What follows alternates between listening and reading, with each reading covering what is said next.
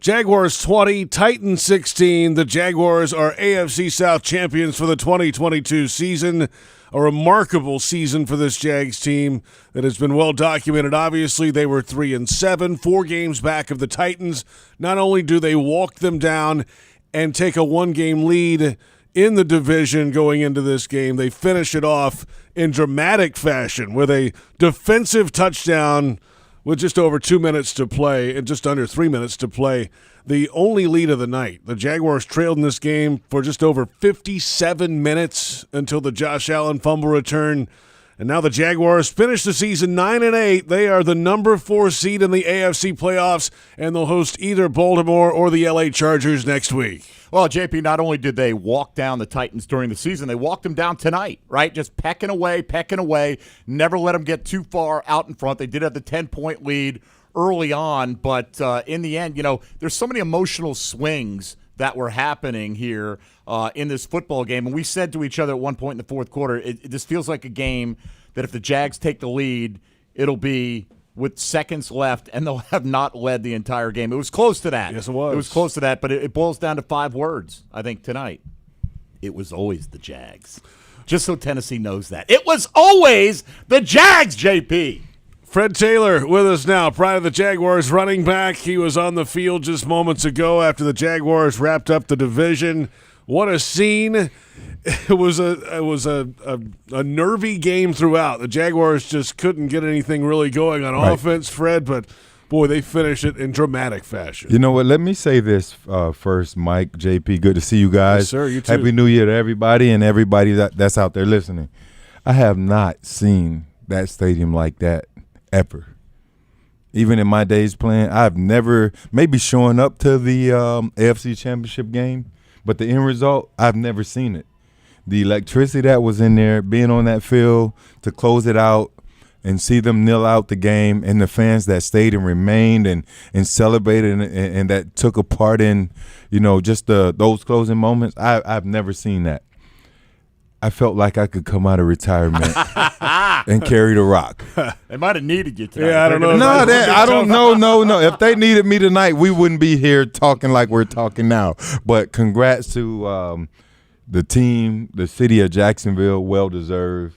Just to show that poise and to be in those seats and just to stick it out and see the team find a way to get the victory, that's what it's about, man. It's amazing. I still feel it. It's amazing. Plenty on this game coming up. Obviously, we're going to hear from Doug Peterson and go to the locker room here in a little bit. But just the way this season went, Fred, this team was 4 games back after Week 11. And it took, yes, a Titans collapse. They lost their last 7 games of the season. But then the Jaguars found a way and just started winning football games. Quarterback play improved, and the defense was there making plays in December. And that all it was the perfect storm for this Jaguars team to come back and an all-time rally down in the division. You said it. You find a way. It's NFL. You never know what's going to happen. You just go out there and you play hard each and every week, and good things tend to find a way to happen. And for this team, earlier in the season, it was a team that they showed up, but they didn't always get the wins. But you can see the effort. You can see the hard work, the commitment. And the end result wasn't always in our favor, but eventually that hard work and all of that stuff pays off. And, we had a stretch where it was 5-1 after the Detroit game. They found a way. They continued to work hard. Coach Peterson, he continued to coach hard. Everybody was still in it, and they fought back. While on the other side, the Titans were faltering. And tonight they had to go out there and they had to, lay it all on the lines. And it wasn't guaranteed that they were going to go out there and get the win, but they found a way. And it was, like Mike said, for the longest, they were down the majority of the game, and they found a way. Whatever that is, they took us down to the field, something different this week than we had done in previous weeks. And at the 7-minute mark, they took us down. And before you know it, we went on the elevator down 3. When we came off, everybody was celebrating. We were like, what happened? We didn't even see the play. We didn't see the play. Wow. They were like, what happened? So we saw a few replays once we got on the field, but they found a way to win the game, and that's what it's all about. Nothing else matters. I got Nothing else admonished matters. for screaming in the hallways by our broadcast partner over there. I went a little crazy on that play, I'll admit. We might have to have you in the elevator all game next week, Fred, Yeah. in the playoff Nah, game. we're not going to do that. You know, Big Fred, plays. is somebody put I was out in the there- bathroom That's on what the it other takes. touchdown. Somebody put out there tonight, Fred, this is almost more satisfying. Like the last time Trevor carved him up, and it was clear that they had no answer for him. Tonight, this is a Tennessee Titans-style football game. Yeah. They like to bully you. They like to be the more physical team.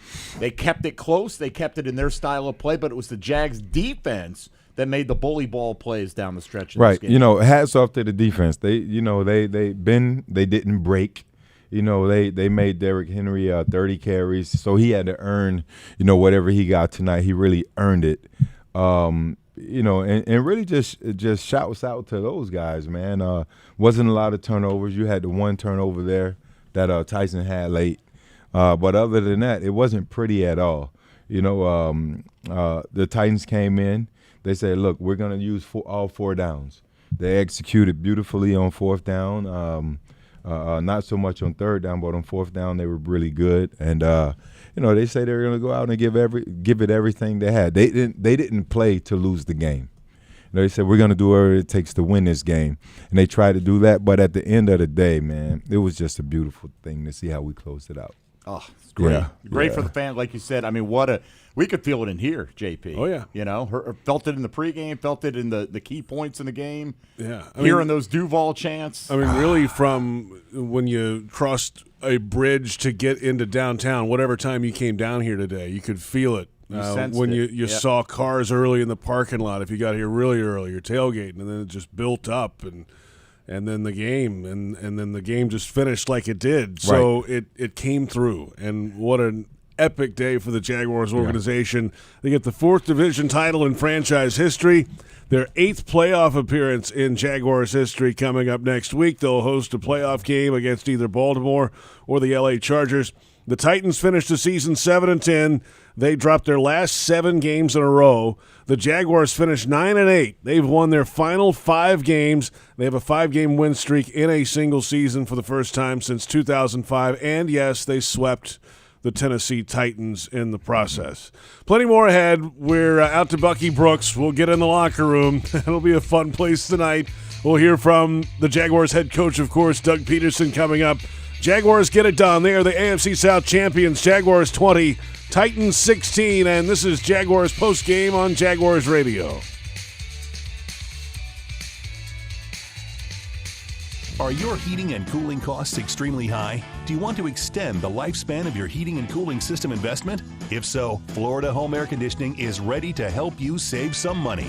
Schedule your annual AC or heating system tune-up today with Florida Home Air Conditioning for only $59. Florida Home Air Conditioning, official air conditioning partner of the Jacksonville Jaguars. Call 855-FLA-HOME. License number CMC 1250399, CFC 1430664, EC 130-08557. How far should we go? When it comes to the health of children, we will stop at nothing, focusing on prevention as much as cures. Working with community leaders, educators, policymakers to make every child's world a place for them to thrive. Going to the nth degree and beyond. Nemours Children's Health, well beyond medicine. Join the journey at nemours.org/beyond. Veterans, you may have earned a variety of VA benefits. Did you know VA can help you further your education and pursue professional training? The Home Loan Guarantee Program can help you buy, repair, or adapt a home. VA provides housing support if you find yourself homeless or at risk of homelessness. And don't forget world-class health care. Learn more about these and other VA benefits. Visit choose.va.gov. The Titans-Jaguars game is proudly sponsored by Johnson & Johnson Vision, the makers of AccuView brand contact lenses. Johnson & Johnson Vision has been rooted in Jacksonville, Florida for more than 40 years, with tools for every stage of your eye health journey, from contact lenses and dry eye to childhood myopia and cataract surgery. They help to restore sight for millions of people around the world. You can prioritize your eyes by scheduling a comprehensive eye exam with an eye care professional today. Go Jags!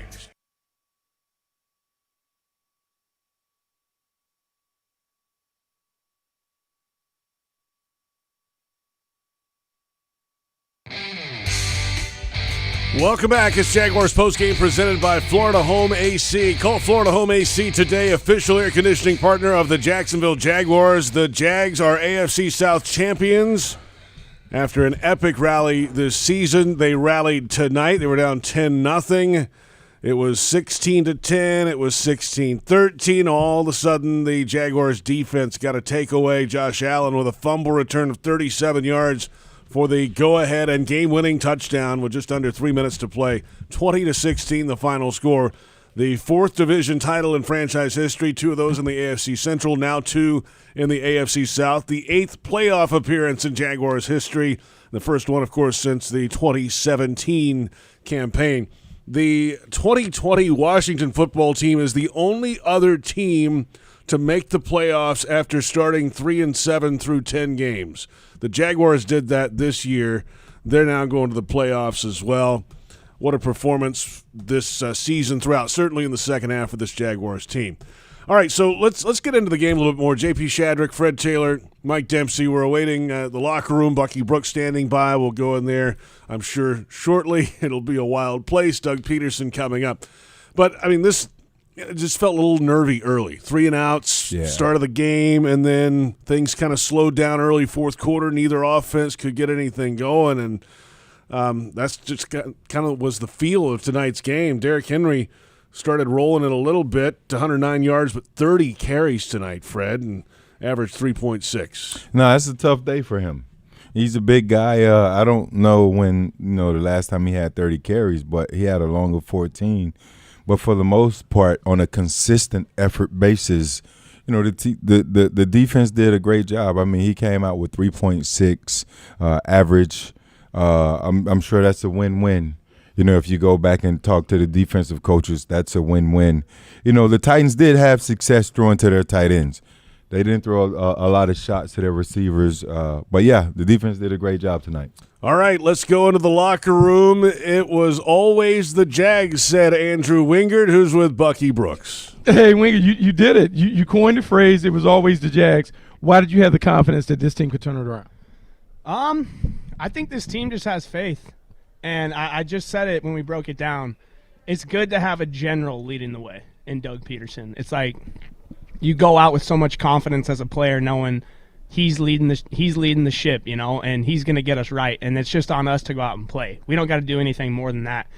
And, when winning is contagious. And when guys reflect on the process that breeds good outcomes, and then they can build on that process and keep it going, I mean, the sky's the limit for this team. The funny thing is, one of the things that I have noticed is the team has become more process-oriented as opposed to results-oriented. Like, when did the light click on to just focus on the process, taking care of what's right in front of you and all the other stuff and take care of yourself? I wouldn't even say there was a moment. It's just like you look at those one-score games, and it's kind of like fate. It's kind of like ball bouncing one way, ball bouncing another way, stuff you can't control. And I think that month of October, I think that's better than all the wins. Those 5 straight losses or 6 straight losses, whatever it was, we needed that. I firmly believe that we needed that. Guys needed to see that it comes down to every last play. And that is really what the process is it makes you focus so hard on. Okay, all right. Let's get going, folks. Doug, congratulations. Just your thoughts, your emotions of coming back from such a big deficit and winning the AFC South tonight in such gutty fashion. It's like I told the guys a second ago that this game tonight sort of kind of symbolizes our season. There were some struggles, there were some highs, some lows, but in the end, we had the victory. And, I'm so proud of the guys for the way they have just all season long just hung together and through the face of adversity at times and even through some of the high moments, we just stayed the same. We just kept trusting in each other, kept, building on what we do, and guys just improved every single week, and it showed. I mean, it just, it's not going to be easy. These games are never easy, and I don't care, what the score is. I just want more points than the opponent, and that's a great football team. My hat's off to Mike. He had his guys ready to go, and it's always a physical game with them, but just so happy and proud, happy for Mr. Khan, obviously. It's been a while, that he's had 9 wins, and just so happy that we were able to do that for him today as well. Can you describe Rayshon's strip sack and Josh Allen's touchdown, how that play developed for you guys? I mean, as a coach, you're excited, but as a coach, you go, okay, it's got to go to replay. And then when it was confirmed, it's the break we needed. Again, it's just how the defense. I think defense and special teams won this football game for us, and that's okay. It's okay, and we found a way. That was a great play. We needed it. We needed to find a way. Guys did it. Hats off to the defense and our special teams. Agnew and the guys did a heck of a job. Hey, Coach, congrats. How far has this team come this season to be able to play and win a game like this one? We've come so far. Just think about back in April and May when we first got together. You're trying to teach a winning culture. You're trying to flip, a script, so to speak, and you're just not sure until you start playing games just how that's going to look. And listen, these guys, they trust in me. I trust in them. And they never wavered. And to get a game like this, down the stretch, it's just it's pretty incredible. To win nine games in our first year together is pretty impressive for the guys in the locker room. And what did you think about the environment and the fans here at the bank tonight? It was electric. It was what we were hoping for, and the crowd delivered. It was loud. They stayed to the end. I'm very proud of our fans. We're going to need them again, in a week or so, and just a great way to cap off the regular season. As we head into the postseason, and we're going to need them again. So let's gear up and get ready. It was awesome, though. Coach, congratulations. Thank you. Obviously, the Dallas game showed what home field could advantage with your 12th man, and boy, did it come up big today. The louder it became. When you took this job, this is a town waiting to erupt here with some success, and we saw that with the 12th man. Seattle's known for it, but boy, Jacksonville's waiting to erupt here. Does that really make you feel pretty enthusiastic about what lies ahead? Yeah, that's just it. Listen, we understand, too, that we've got to do our jobs and we've got to win football games. In order to get crowds like that, you got to win on the field, and that's what our guys have done. Here in the second half of the season, they've put themselves in this position. We talked about playing meaningful games in the month of December and January, and so here we are. And the more success we have, the fans will show up, and they did that. And so very proud of our fans. It was a great atmosphere. Electric and loud, everything we expected. Hey, Doug, you mentioned kind of building that winning culture. What was needed when you first dug into that, and when did you realize you had it? I think what was needed was trust. I think trust was broken with this team, when I took the job, and so I had to regain their trust as a coach. And it's not an overnight. I said this way back then. It's not an overnight fix. It's going to take a process. It's going to take a journey. And I think they saw right away that that they can trust in me. I can trust in them. And it's one of the things I'm always going to do is I'm going to shoot them straight. I'm going to be honest with them. The transparency is key. The communication is key. And I think we just built over time that trust factor, and it began to show. Throughout the course of the year. And I think that's why, we hung together, in the middle part of our year, that month of October. You have 5 straight losses. It could go sideways in a hurry, and it didn't. And we just had to, dig a little deeper. And, it's not about coaching harder or playing harder or practicing harder. It's none of that. It's just, you just got to tighten a few things up. You just got to play a little bit better. And eliminate the mistakes. We did that, and here we are. Doug, obviously every team wants to get to the postseason, and that's the goal. But for this team in particular, from where they were a year ago to this moment tonight, I know you weren't here a year ago, but to this moment tonight, what it means to these guys that have been here for a couple of years, can you put that into context? I mean, I think it means everything, to these guys that have been here. They were at an ultimate low coming off of last season, obviously, and now they're at an ultimate high with more football to play. And so it's, and that's really the roller coaster of emotions that a football season can bring. But, these guys, the guys that have been here, you can see it in their faces just how excited and proud and it's not relief, but it's enthusiasm, and it means everything to them. They take it to heart, and it's something that we can continue to build upon. By any, we're not where we need to be or want to be, but at the same time, we're building it, and we're building it one piece, one player, one game at a time, and this was a really good start for us this year.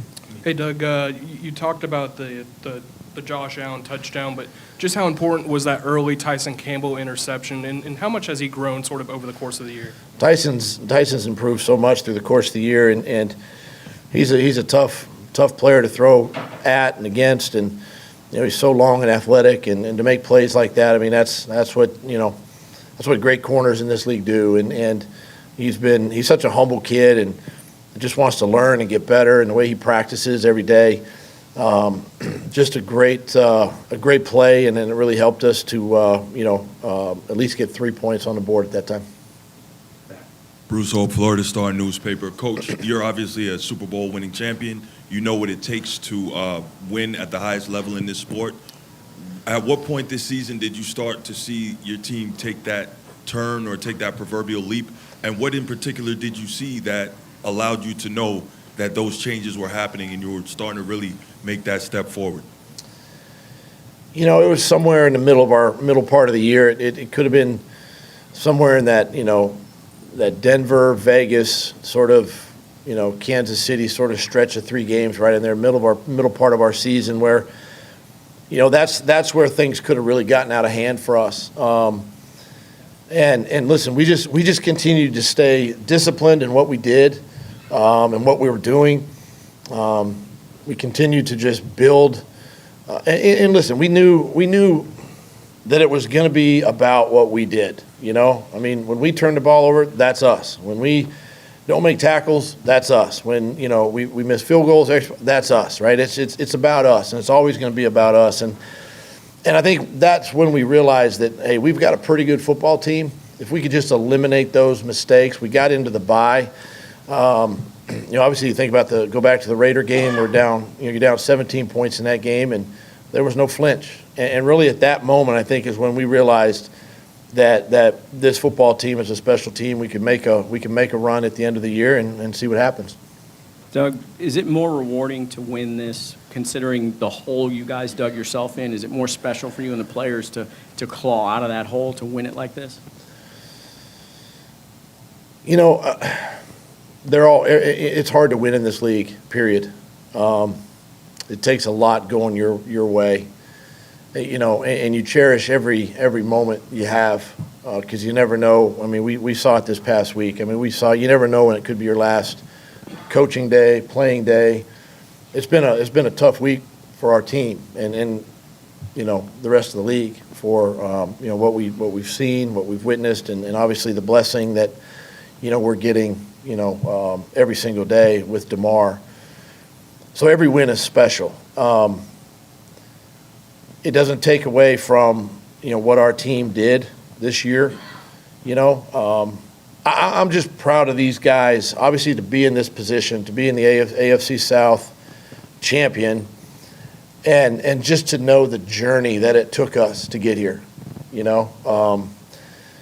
Guys stay humble, and look, it's just a step in the direction that we want to go, and I want it to be sustainable. I just don't want to be like, okay, you were the 2022 champs and not in 23. I mean, you want to be competing for this division every year, and but it makes it special just because of the way these guys battled and kind of what they've been through in the last 2 years. Time for like 2 or 3 more quick ones. Doug, did as a play caller, did as the game progressed into the second quarter, did you feel, all right, this is going to be a low-scoring game? Did you kind of change? Did you get more conservative as a play caller as the game went along? No, not necessarily conservative as much as just trying to find things that would work. They did a great job with their front. They changed some things up from week 14, and they pressured us a little more off the edge. We didn't handle it very well as an offense, quite frankly. Something we've got to clean up, or we're going to continue to see it. And we still tried to take shots down the field. We some leakage in protection, whatever it might be. And, an overthrow in the end zone to Zay. I mean, there's all kinds of things, and the offense just wasn't on point tonight. But sometimes that's okay, right? But as a play caller, you're just trusting in your guys that somewhere somebody's going to make a play. And for us, fortunately, it was on the defensive side tonight, right? Making a play, special teams. Logan, kicked his tail off as a punter. No, we just, we try to stay aggressive as we could, trying to find things that worked. Last two, corner and then Rick and Coach, Derrick Henry is Derrick Henry. Do you coach the defense to say just to hang in there and, you'll get a play at the end of the day? Do you coach the kind of defensive game plan that kind of went out today, that they kind of had him most of the game and then just finishing the game?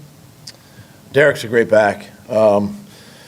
He's big, he's powerful, he's fast, and we knew this was going to be one of those games where you kind of have to bring your big boy pads, as we call it, and you're going to have to bow up because he's going to get 5, 6, 7 yards every time, and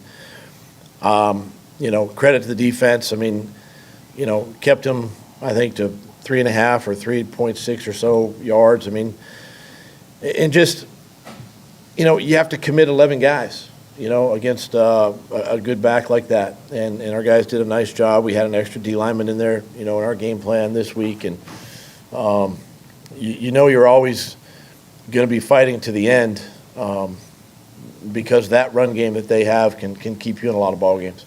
last question. Doug, you get an opportunity now to exhale a little bit, and you had 1 day short. Now tomorrow you can turn that into an extra day. And I'm sorry, I apologize. I don't remember if in Philly you had a Saturday-Sunday playoff type of situation, but you knew who your opponent would be. When you wake up in the morning, you still don't know who it's going to be. What's that going to be like to kind of monitor the 1 o'clock, 4 o'clock games, trying to figure out what it's going to be like for you? Yeah, when I was in Philly, we always played for the division on Sunday, so we kind of knew at the end of that day what was going to happen. This is a little unique because it's on Saturday, and we have a good idea of who it might be, but really until tomorrow's finished, we really won't know. But I think history says that the AFC South winner usually plays on Saturday. So we should have at least 7 days, to prepare, which I think is a good thing. And so we'll treat tomorrow like a Monday, let the guys come in, sleep in, and if they want to go to church, they can go to church and then come in here tomorrow afternoon and get ready for a potential Saturday game. Thank you, Doug. All right. Thanks, guys. Just a reminder. What Josh Allen's talking about, and I love the fact that Josh Allen is like, don't put a limit on this team. Right. We feel like we can win next week, then the week after, then the week after, and then the big bowl. And you know what? I don't know if they will, but I think they have that kind of belief, and I think that's what kept them together in this season when they were so far behind. Mike, you said it. Based on the seeding, they'll get the 4th. Hey, Christian, congratulations. You talked a lot since you've been here about the culture that you guys wanted to instill and that winning was a part of that. And even through that kind of struggle in October, you stuck with, you guys wouldn't let it fall off the rails. Seeing it all come together, how far has this team come and how close is it to the vision that you saw when you talked with Doug Peterson and you guys really set the things in motion? Yeah, I think we've obviously made tremendous strides. The month of October was tough for us, but when you look back to it, for all of us, it's something that we went through, we persevered, and we came out on the better side of. And since we went through that, I think whenever we get in these type of games and things may not be going right, momentum's kind of not going our way, and we may be down. Nobody blinks, nobody hesitates, no negative thoughts, go into our minds. And, we just know that if we just keep chipping away at it, things will go our way. And, personally, I think that tonight wasn't our best performance, but at the end of the day, it's all about how you finish and getting wins, especially this late in the season. So just so happy and proud of everybody, the way that they fought, and, just glad that we were able to get this win and get in. Hey, Christian, can you, if possible, describe for us what it was like walking into that locker room after this game, the emotion, and just sort of the picture of being the champs after being so far behind the 8 ball? Yeah, unbelievable. Just you could just see all the joy, and that type of energy comes from all the amount of hard work and dedication and sacrifice, by each and every person, in this building to get to this point, and for it to pay off. It's an incredible feeling. And to be able to share that moment, everybody in this building that's a part of this deserves to feel that. And like I said, just so happy that we get to enjoy this moment, and keep working towards our goals that we've put in front of us. Congratulations, Christian. The Cowboys game, you guys were able to win in walk-off fashion defensively, and it looks like tonight the defense led to the final points again. Mm-hmm. So this team is not only proving that they could do well offensively to win games, but what about your thoughts about the way the defense has been able to pull off game-winning points to enable you to come away with these triumphs? Yeah, you said it. They won us the game tonight. They've been incredible these past couple of weeks, and tonight offensively we had our struggles, didn't put our best foot forward, but defense just kept trucking away, and they put us in position and kept us in the game the whole entire time. And they got so many guys over there that just make plays and their energy. And, it's for us offensively, just, watching them and feeding off of their energy. They set the tone tonight. And, obviously very glad to be on their team and just to be able to watch them work. And like I said, they won us the game tonight. Well, again, you had two. And we can't do a follow-up. We just go, we have time for 2 more. So we got players waiting. Okay. You can go ahead and then right in, then we're done. Go ahead. Christian, you and Zay Jones were the first Jaguar wideout teammates since 2001. Jimmy Smith and Keenan McCardell to both have 80 receptions in the same season. How are both of you able to develop such synergy and chemistry with Trevor Lawrence this year to be able to do that? Yeah, Trevor's such a mature guy, so the communication part was really easy. Just connecting with him, and me and Zay have had a prior relationship to coming here, and just Zay's work ethic and his approach and his unique ability to be able to communicate what he's seeing, and just have relationships throughout the locker room has just been amazing. And just really happy for him and all the personal success he's had, and just been able to connect with Trevor and make the plays when they're supposed to come to us. That's why we're here, and that's we're here to help us in games like this, and it's been great to see.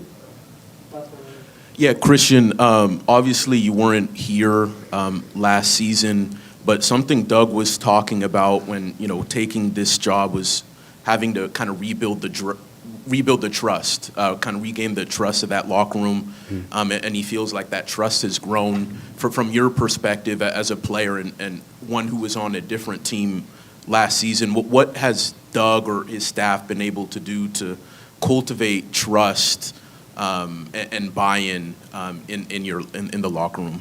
Yeah, I just think Doug's an incredible leader, and when you're an incredible leader like that, there's a lot of traits that you have to possess, and one of the ones that he has is just connecting with everybody. He connects with everybody within the locker room. He treats us fair, and he sticks to his word. He's always thinking about us, and he puts us first. And to have a coach like that, and who's always going to put you in the right position to succeed, it's pretty easy to buy into. And then, when he keeps manifesting and telling us it's always going to be about us, and it's going to come down to week 18, and, he's saying these things that, maybe in other times, guys may not believe, but when it's coming to fruition and it starts happening, it's pretty easy to buy into that. And you just know that if you just stick to the course and stick to what we're trying to do here, all the goals and all the things we're trying to accomplish will happen. So, he's done an incredible job, and, like I said, he's just an easy guy to buy into, and I know, everybody in this locker room is, very grateful to be able to play for him. Thanks, Christian. Thanks, guys. Thanks, Christian. Thanks, Christian.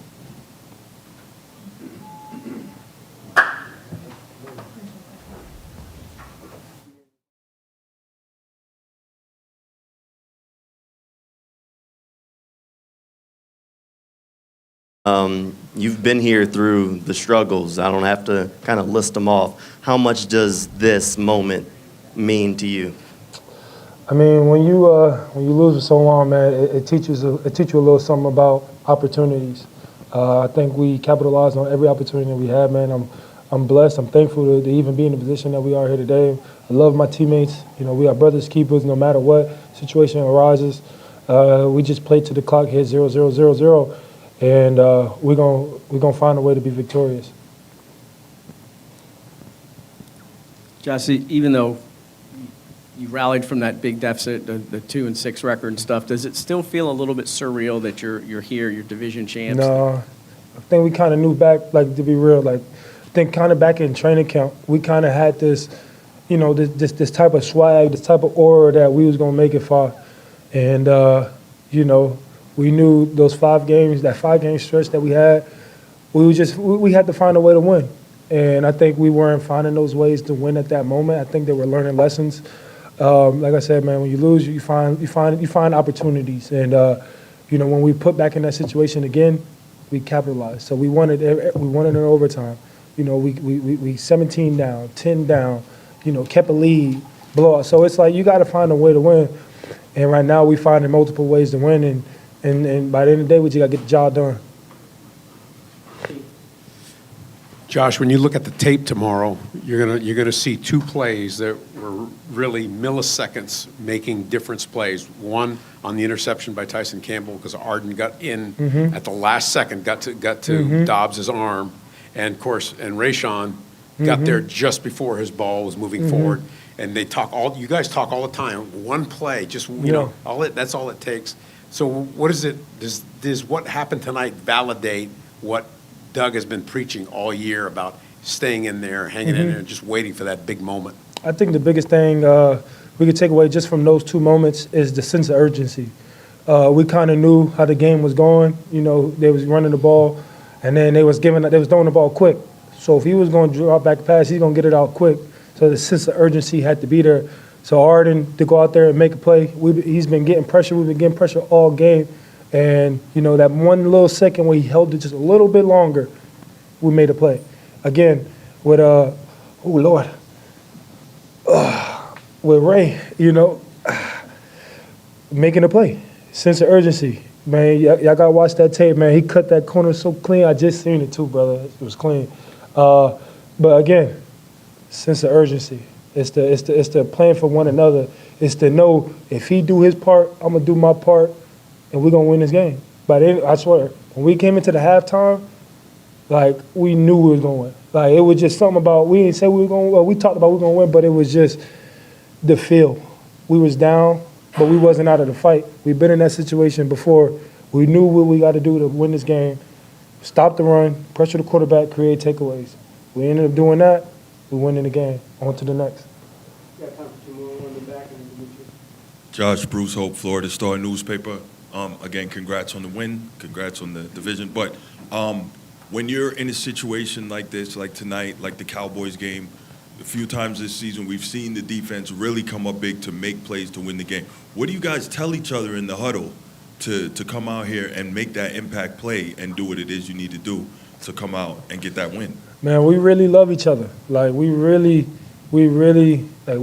are one person out there. We flow together, we fly together, we hit together, we do everything together, man. And just you could just feel the love that we got out there, the passion, the commitment that we have to each other. This standard was, golly, I'm cramping. This standard was set back in training camp. So it didn't just happen. It was throughout the process, throughout the weeks, throughout the rough days we had, throughout the bad losses we had, throughout the good wins we had, throughout the bad wins that we had. It was just the love and the commitment that we can all win. If we trust each other, we do what we need to do, we can stop anybody, we can beat anybody, let's do it. Hey, Josh, just how much did you guys feed off of the crowd tonight? It was a sold-out crowd in Jacksonville. Man, huge crowd, man. It's something, you know, when it's a sold-out crowd, but it means something more when it's a sold-out crowd of your people. So, you know, they done did it one time, so now we expect it to happen. You know, we expect them to come out every week. We expect them to be loud. When we put our hands in the air and tell them let's go, we expect them to be loud. We expect them to go crazy. And, that's the expectation they have for us. That's the expectation we have for them. So let's get this going. All right, thanks, Josh. Thanks, Josh. Thank you.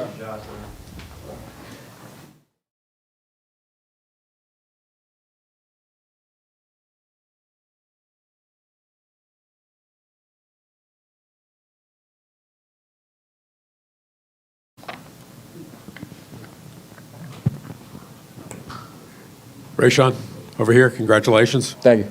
On the play where you got to Dobbs, were you convinced? Were you convinced that you had gotten to him in quick enough time where his arm wasn't going forward? I mean, I honestly, I played to the whistle, so I couldn't really see, but I just knew I had to get back there before the whistle was blown.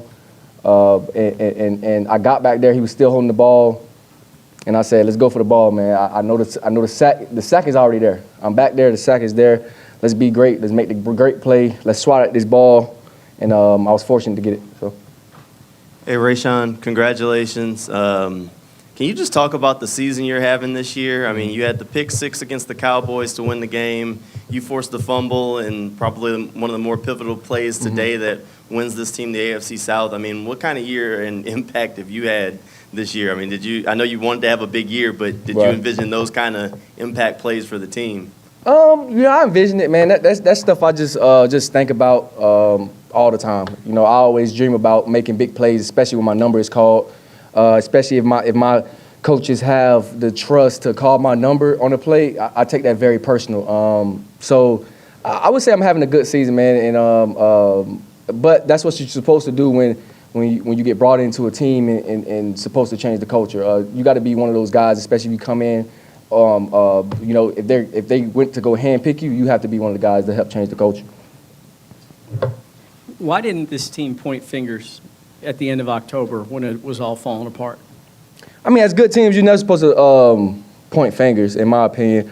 Everyone always has a role in a win or a loss. There's never one play that determines the outcome of a game. Even though, even my play tonight, great play, but that didn't. I mean, it determined. It somewhat did, but I will say there was a lot more good things that happened. That R-Key was in there making plays all night. Josh Allen was in there making plays all night. I was fortunate enough to have a big highlight at the end of the game. Tyson was making plays the whole night. Cisco. So I mean, everybody plays their part. No pointing fingers ever. You got to be grown men in this business. So. Hey, Rayshawn, can you just talk about the defensive turnaround you guys have had over the past few games? I believe it's only been one touchdown given up. The last couple of games, only a field goal. So. Yeah. I mean, I'm sure you guys have been seeing it was always the Jags. It's always us, man. So we just had to just really come in and figure out what were we doing early on in the season that we could improve on. We were able to come in, self-scout, really get guys playing not simple, but just faster through everything. So hats off to our coordinator for dialing these plays up. Hats off to the guys just trusting everything that's been dialed up and really trusting the plan and trusting our leaders on the team. So. Hats off to everybody who was able to contribute into turning this defense around.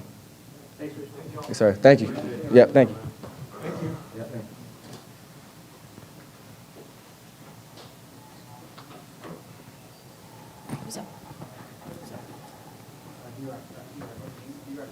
you. Oh, what's up? Hey, Trevor. Got to ask you about post-game, midfield. Doug's hugging you, whispering in your ear. I mean, what was that moment like for you? I mean, seriously. Made it sound a little weird, but no, it was great. Just the excitement that obviously I had and still have right now, and coach, and just how this year's gone, and the ups and downs, and just the belief that we've had the whole time is, you kind of saw it all come together today. And even just how we had to win the game is, wasn't always pretty, but just found a way to win. And, just told him I loved him. I'm appreciative of him, just what he's done for this place. Obviously takes more than just a coach, but what he's been able to do for this organization has been incredible. And just, excited for the future, and we get another opportunity to play next week. I know that's all that means is we get to play again next week, and there's not many teams that get to say that at this point. So, well, I guess after tomorrow night at that point. But so just excited. These guys, we earned it. It was a tough year as far as just having to climb out of that hole we dug ourselves, and it was awesome. Back to that hole, does that make it more, I guess, special that you won it this way after falling, 2-6, 3-7 at that point?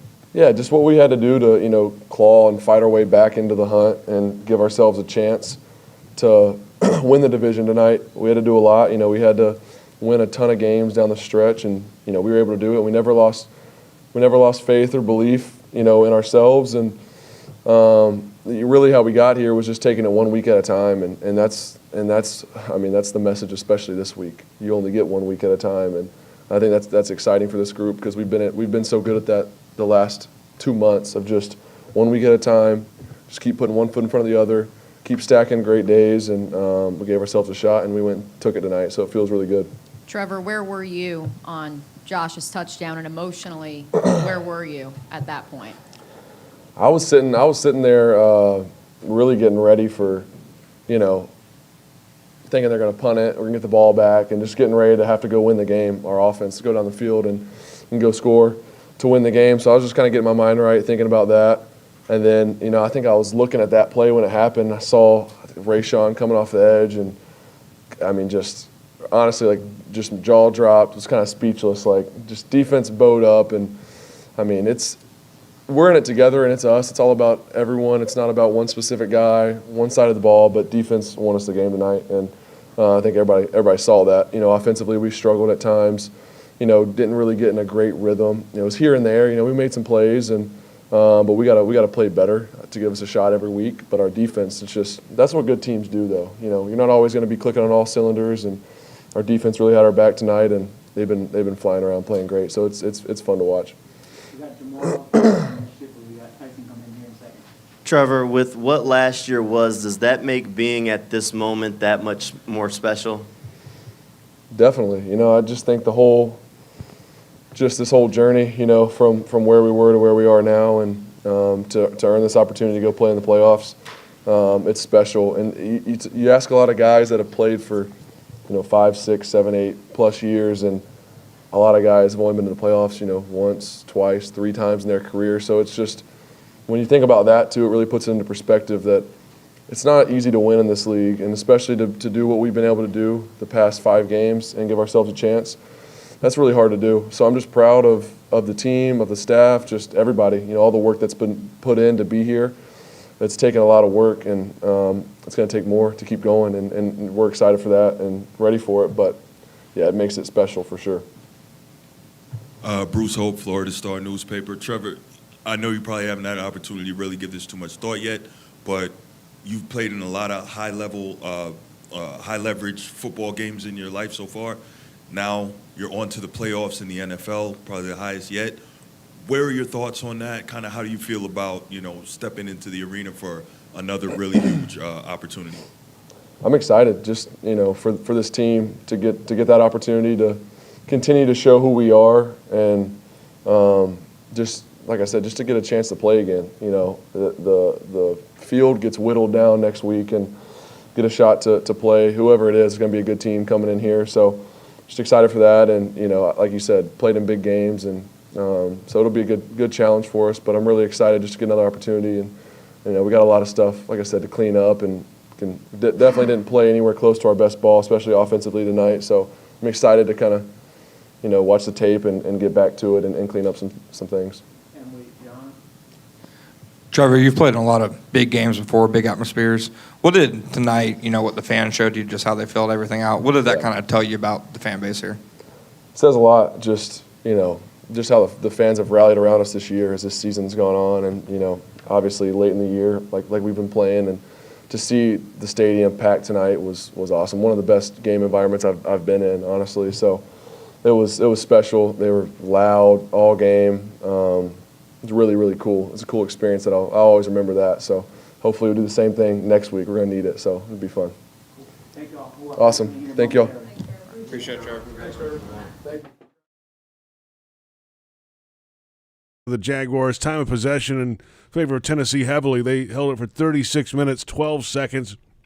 They had the lead for just over 57 minutes of the game, and the Jaguars defense gets it done with a takeaway with just under 3 minutes to play, and the Jaguars find a way to get it done. Those are the team stats. What you got individually? Oh, I got great numbers individually, JP, because they all led to a victory for the Jags. Trevor Lawrence, 20 out of 32, 212 with a touchdown. He had the fumble. He was credited with that fumble on what was going to be a trick play, kind of a reverse play there to Jamal Agnew. But overall, 92.2 quarterback rating for Lawrence. Joshua Dobbs, the former Jaguar practice squatter, 20 of 29, 179 yards, a touchdown to Chigakakwo, and also the interception by Tyson Campbell. As you mentioned, on the ground, not much doing for the Jags. 7 for 17 for Travis Etienne. Jags only tried to run it 14 times. That includes 4 scrambles by Trevor Lawrence. Derrick Henry carried it 30 times tonight, but on 30 carries only averaged 3.6 yards a pop, resulted in 109 yards total. Christian Kirk,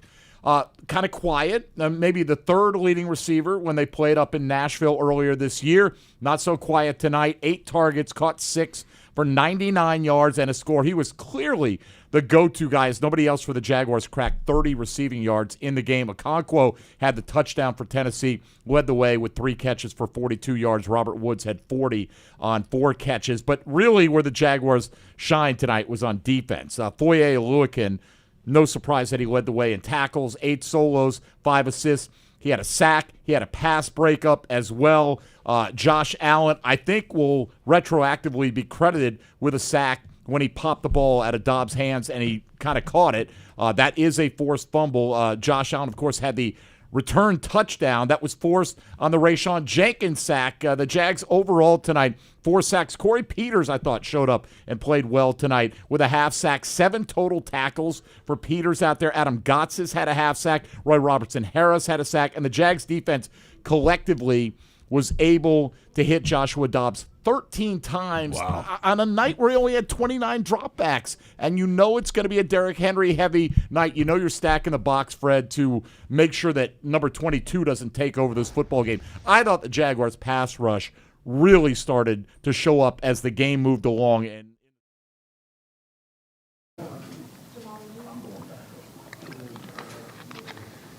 All right, Tyson, you guys are in the playoffs now. Everybody else kind of has to iron their stuff out tomorrow. How do you spend tomorrow? Do you kind of turn the brain off a little bit? Do you watch football and try and see who you're going to end up playing next week? Yeah, and get some recovery in. You know, we got to lift tomorrow, so just get our bodies ready for this new season that we about to play in. So that's pretty much what I'm gonna do. Tyson, you played in the state championship at American Heritage. You played in a lot of big games in Georgia. This is your first winner-go-home NFL game. What was that like for you?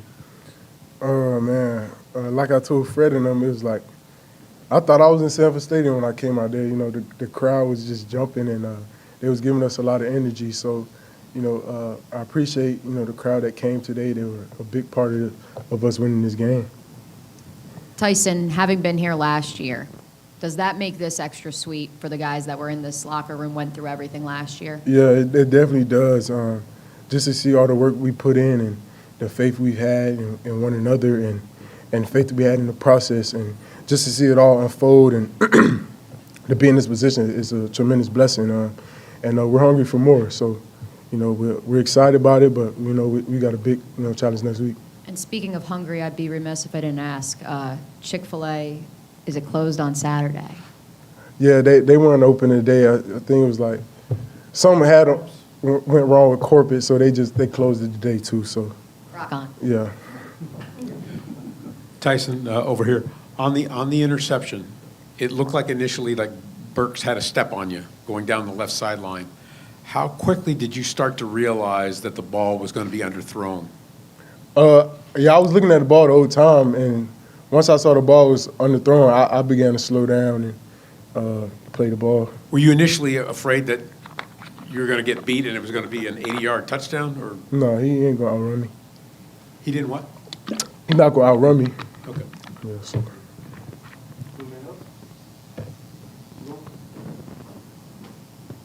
Hey, Tyson, can you talk about Rayshon Jenkins's kind of year this year? I mean, the impact that he's had for the team. I mean, the pick six against the Cowboys, the forced fumble today. I mean, what sort of guy in the locker room is Rayshon, and what sort of year is he having out there on the field to have, like, two of the more impactful plays for this team this year? I mean, I think Ray having an all-pro year, man. He's a heck of a player, and just to see the work he puts in week in and week out and the leader he is, you're not even surprised when he makes the plays that he makes. He's a playmaker, great leader, hard worker. I mean, so I'm happy for him, and I'm glad everyone's starting to see that.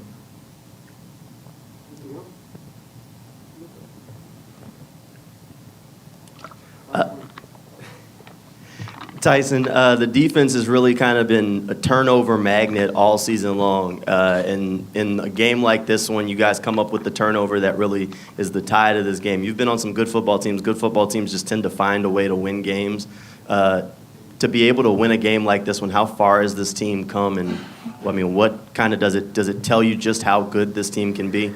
Yeah, it just goes to show, all the work we put in, and like you said, it just came after that bye week. We got to realize, how talented of a team we are, and how many games that we lost that we beat ourselves in. And if we just, continue to trust everyone to do their job and trust in our abilities, we'll be fine. That's why, the model's always, it was always the Jags. And just to see the growth of this team is incredible, and, I'm excited for our future. Tyson, what are your plans for Monday night? You and Trayvon have any plans? What are you doing for the game? Any big plans? Just gonna watch the game and watch the dogs put on a show. I feel like it's gonna be a blowout. Personally. Tyson, obviously, congratulations on winning the division, but now the team, is 9-8. Do you feel in some ways that you guys are kind of on house money that a lot of people didn't expect you to get this far, so you can play some really loose football as you head into the playoffs, so you could be very dangerous? Teams have to watch out for you. Yeah, we're not really worried about the outside noise. We just focus on us and trying to find ways that we can correct our mistakes and find ways to get better. I feel like once we do that, we'll be fine and, put the league on notice. All right. Thanks, Tyson. No problem. Thank y'all.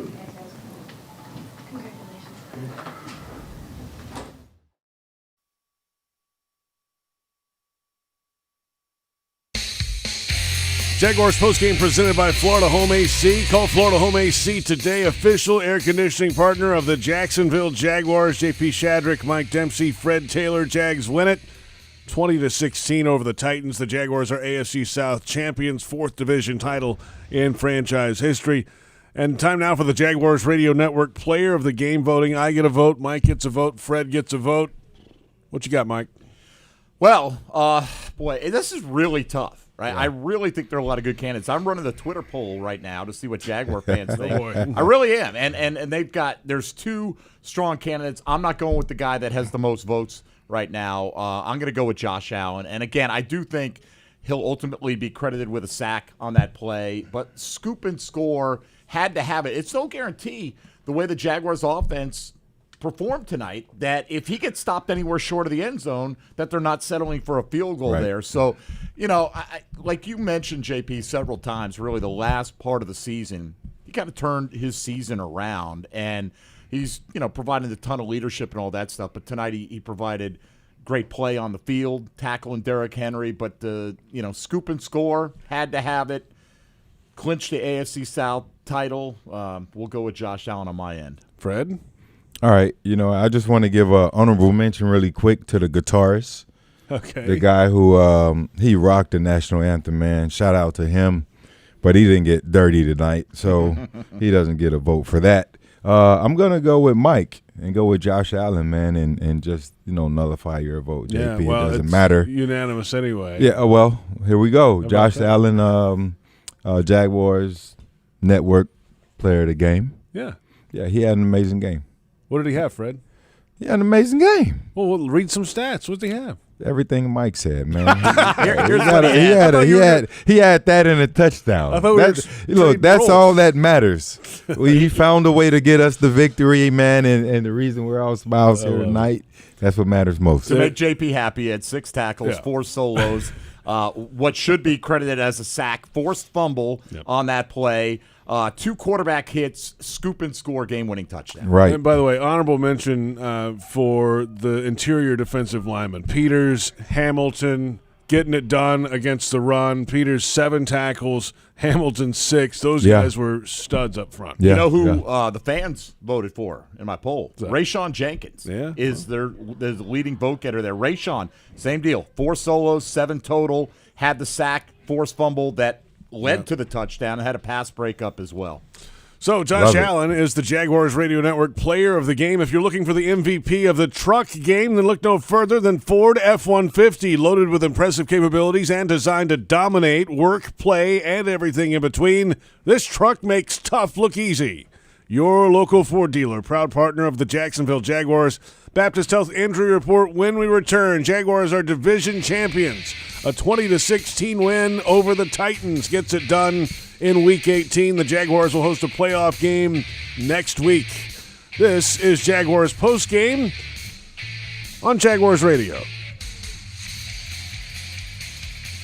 Are your heating and cooling costs extremely high? Do you want to extend the lifespan of your heating and cooling system investment? If so, Florida Home Air Conditioning is ready to help you save some money. Schedule your annual AC or heating system tune-up today with Florida Home Air Conditioning for only $59. Florida Home Air Conditioning, official air conditioning partner of the Jacksonville Jaguars. Call 855-FLA-HOME. License number CMC 1250399, CFC 1430664, EC 130-08557. Are you suffering from shoulder pain? If you have clicking and popping in the shoulder joint, persistent pain that intensifies with use, an inability to lift your arm over your head, or a tingling, burning sensation in the shoulder, elbow, or wrist, waiting to see a doctor could make your injury worse. Baptist Health and Jacksonville Orthopedic Institute have innovative and effective treatment options available right now to relieve your pain and restore your mobility. Don't wait. Call 904-JOI-2000. The Titans-Jaguars game is proudly sponsored by Johnson & Johnson Vision, the makers of AccuView brand contact lenses. Johnson & Johnson Vision has been rooted in Jacksonville, Florida for more than 40 years, with tools for every stage of your eye health journey, from contact lenses and dry eye to childhood myopia and cataract surgery. They help to restore sight for millions of people around the world. You can prioritize your eyes by scheduling a comprehensive eye exam with an eye care professional today. Go Jags! Unlock your potential at the University of North Florida. A top public university with more than 100 majors, UNF is #1 among state schools for the highest percentage of graduates employed in Florida. Affordable tuition, programs in high-demand fields, and faculty who care. Swoop into your future at UNF. Visit unf.edu to learn more. Restaurant Orsay is a bustling French-American bistro focusing on classic French techniques with their chefs incorporating a traditional Southern influence. Celebrate life's special moments or just relax and enjoy their daily happy hour, weekend brunch, and nightcap on Friday and Saturdays from 10 until midnight. Restaurant Orsay, located in historic Avondale, 3630 Park Street. Visit www.restaurantorsay.com. Brooks Rehabilitation has more than 50 years of experience serving the North Florida community with cutting-edge rehabilitation care, ranging from joint replacements, sports injuries, and balance issues to traumatic brain injuries, spinal cord injuries, and strokes. Their highly trained clinical teams span across their system of care to include inpatient, outpatient, skilled nursing, assisted living and memory care, home health, and adaptive community programs. Learn more at brooksrehab.org. Brooks is proud to be the rehabilitation provider for the Jacksonville Jaguars.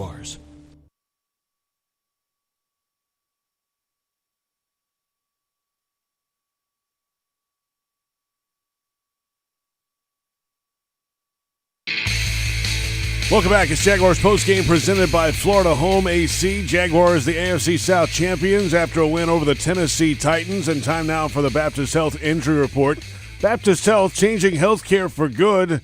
Nothing too major popped up in the game today. Travis Etienne was hit hard in the back early in the second quarter, but came back in, of course, and finished the football game. Kirk was limping around after a second quarter play, but obviously finished the game 99 yards, the leading pass catcher for the Jaguars tonight.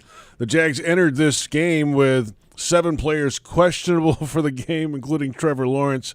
Those guys obviously were all up and ready to go tonight, and got the job done. Ross Matisic has been battling through a back issue for a few weeks now. The long snapper, and Trayvon Walker with an ankle issue has been on the list. Brandon Sheriff with an abdomen and ankle issue, battling through some things, but ain't nobody feeling no pain right now as the Jaguars are headed to the playoffs. They'll host a playoff game next week, Fred. Oh, man, that adrenaline is something. It makes you forget all of that stuff, man. They'll feel it in a day or two. It's all right. Yeah. Everybody will be right by next weekend for sure. We're back in a moment with our final thoughts after the Jaguars division title, a win over the Tennessee Titans. Jaguars finished 9-8. First team in NFL history following consecutive 14-loss seasons to make the playoffs in the next year. This is Jaguars Postgame on the Jaguars Radio Network. Jaguars fans, here's a great way to pay with pride wherever you go. Exclusively from TIAA Bank, the Jacksonville Jaguars Visa debit card comes with a fierce look and fantastic features, along with the convenience to make purchases online or at millions of locations worldwide. And it's yours, free, when you open a Yield Pledge checking account. Order yours today. Visit TIAABank.com/JagsCard. TIAA Bank is a division of TIAA, FSB, member FDIC, and the official bank of the Jacksonville Jaguars. At Farah & Farah, we represent people from all walks of life in matters involving personal injury cases. It doesn't matter how much money you have. It doesn't matter which neighborhood you call home, because everyone deserves justice, dignity, and respect. And remember, when it comes to compensation, you only get one shot. Make it count. Call Farah & Farah at 800-500-5555. Jacksonville. Everyone circle up. I know it looks rough out there. Sure, we're down 24-6, but we came here to play differently. We need a game changer. Something like Ring Central, the business phone system that's more than a phone. I want you to communicate like you can talk to anyone, anywhere, all from the same app. Now get out there and play like you're using Ring Central. Ring Central. Simpler communications. Jaguars fans, huddle up for the best defense against expensive car repairs, CarShield. Score big with the nation's #1 automotive protection company, CarShield. They offer affordable plans that cover over 6,000 parts and systems in your car, truck, or SUV. Don't miss any Jaguars action this season with a car breakdown. Call the MVPs at CarShield for their best coverage ever. Call 800-471-1223. 800-471-1223. Go Jags! Jaguars postgame presented by Florida Home AC. Call Florida Home AC today, official air conditioning partner of the Jacksonville Jaguars. J.P. Shadrick with Mike Dempsey and Fred Taylor after a Jaguars win over the Titans. And the Jaguars are AFC South champs. Last year, of course, Tennessee was the 1 seed, but in 10 of the previous 11 years, the AFC South champion played the first game of Saturday. So you would expect, maybe, that the Jaguars would get that slot. It's either against Baltimore or the Chargers, depending on what happens, obviously, tomorrow. But it will be here at TIAA Bank Field. There are limited tickets remaining. That was before the game today. If you don't have them and you'd like to go, you might want to go check it out now. Jaguars.com/tickets. They will go fast. Standing room only, already on sale for the playoff game this weekend, Fred. It's a beautiful thing. That's what we all expect, hopefully we can get more of it. And don't text or call me about any tickets. I don't have any. But Saturday nights are good nights. If it can end in this type of result, Saturday nights will be a beautiful time to play football here in Jacksonville, Florida. Just an amazing atmosphere, man. We got to duplicate this again. Guys went out there and they did their thing, Mike. Really, man, I'm just so honored to be a part of the broadcast team. And in moments like this, I really am. I feel like, just so lucky to be able to connect with so many people that care so much about this fan base, to sit next to legends like yourself, on a weekly basis. I'm not kidding, Fred. And to have you talk about this experience and this crowd being as good as it's ever been here, and you played through some of the most glorious times of Jaguar football. I mean, look, the beauty of this whole thing, JP, and we talked about it a lot in the pregame, this is not 2017. This is sustainable because you've got the head coach and the quarterback, the most important combination you can have in the National Football League. Look, this season's not over. I'm with Josh Allen. Let's see how long this ride can go. But you can feel pretty confident that the Jags, same old Jags stuff is in the rearview mirror. The same old Jags are going to be the team that shows up with Trevor Lawrence and whips your butt. Mike, the crazy thing is now that they've clinched, and they're going to have a home field playoff game, no one believes outside of the people in Jacksonville that they can actually make noise. And for the longest, we were just hopeful and hoping that, if you go back to the beginning of the season, we just said a wild card would be good. I don't think any of us in here can honestly say we expected them to win the AFC South. I didn't. By the way the Titans were dominating, we knew the Texans had fallen off. They didn't really regroup. We knew the Colts were kind of, but their quarterback play had been shaky all year because that could have been a hit or miss. But the Titans were just dominant. They were a strong team coming off the number 1 seed a year ago. We probably all expected them to win the South. And if Jacksonville got a wild card, we would have been excited about that. But to come out, find a way to grind it out and win the AFC South is humongous. So for everybody that's out there, you're on notice. I think Jacksonville will make some noise no matter who they play. And I'm looking forward to it, whether it be Saturday, Sunday, night, or day. The bank is going to be rocking. Monday night. There's a Monday night game. There is. Yeah. I'll take anything. The bank is going to be rocking. All of Duval and surrounding counties come out. I was on a flight earlier today, seen people flying in from New York to come support the team. That's what we need. We need that energy. Let's get it done. Let's get it done. Fred, we'll see you next week. Enjoy. I'll be here. I will be here. That is pride of the enjoy your hamburger. Best burger. Man, calm down, JP. What that's are you doing? Fred Taylor. That's Mike Dempsey. I'm going to the equipment room. I'm going to talk to George to see if I can get me a playoff T-shirt, so I can rep the guys. Man, that's all I want. I get a burger tomorrow. That's Fred Taylor, Mike Dempsey. I'm J.P. Shadrick. For those on our flagship station, 1010XL, stick around. The Scoreboard Show is next. Bucky Brooks will join us. We'll have your phone calls as well. What a night. The Jaguars get it done 20-16 over the Tennessee Titans. Jaguars are AFC South champions, and this is the Jaguars Radio Network.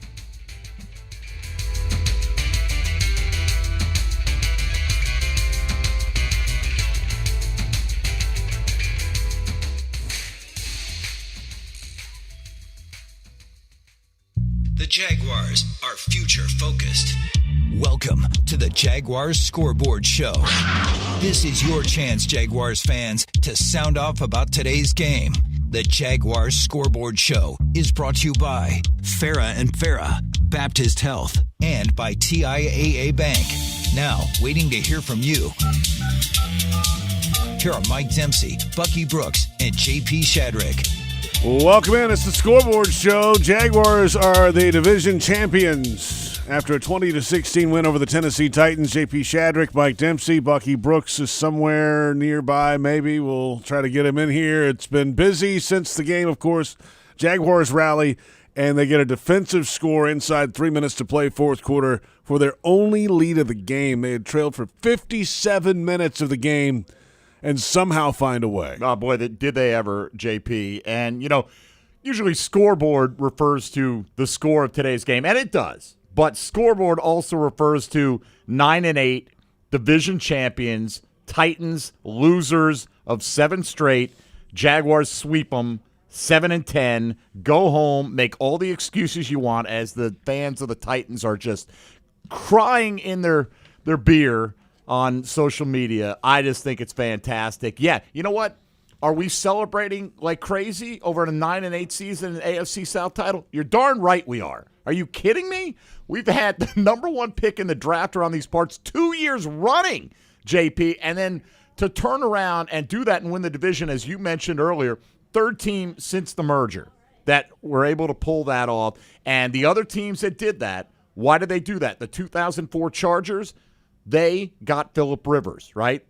The Dolphins in 2008, they got Chad Pennington.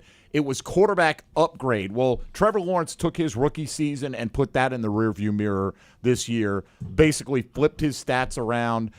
Doug Peterson and Press Taylor and that quarterback group, the influence that they had on him was fantastic. But, good times ahead, but good times right now as well for the Jacksonville Jaguars and their fans. Bucky Brooks just came from the Jaguars locker room. He joins us in studio now. We talking about C.J. Beathard? Wasn't C.J. Beathard? We're talking about the Jaguars, Bucky. I remember being here a few weeks, like mid-season.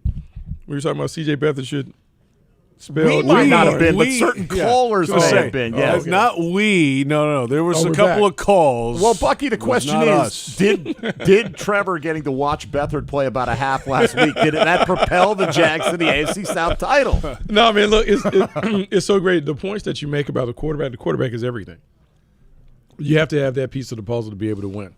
Like, sometimes people have been able to do it, but the odds suggest that you have to have a franchise quarterback to be able to compete at the highest level. When you look at the teams in the tournament, most of those teams are going to have high-level quarterbacks, particularly in the AFC. So for Trevor Lawrence to close the gap on the top guys in his second season speaks volumes about the job that Doug Peterson has done in terms of not only developing him, but building an offense around him that suits his talents. Now, tonight, it wasn't great, but you can see the flashes. And I can guarantee in the tournament, it'll open up. The closeout games are always the hardest games for a young team to win. It's tight. It's a lot of pressure. It's new pressure. It's different. And you're playing the Titans, who are a rough and tumble team. Because the Jaguars are able to get that, now you talk about playing with house money. Now it opens up. I think you'll see a looser and a better version of Trevor Lawrence than the one we saw tonight. Would you rather see Baltimore or the L.A. Chargers? Or does it matter to you? I mean, it matters. Like, here's the thing. Baltimore, you're kind of guaranteed of being in the game because the way their offense is, they've been struggling with Tyler Huntley. Even if Lamar Jackson comes back, it's different. He hasn't practiced in 4 or 5 weeks. Like, who knows what he would be. So that would be probably the better team, and we've beaten them. Like, when you're talking about the L.A. Chargers, the difference in playing them this time as opposed to the last time is they now have Keenan Allen back. They have Mike Williams back. They have Joey Bosa back. It's a different team. That said, the recipe for beating them remains the same.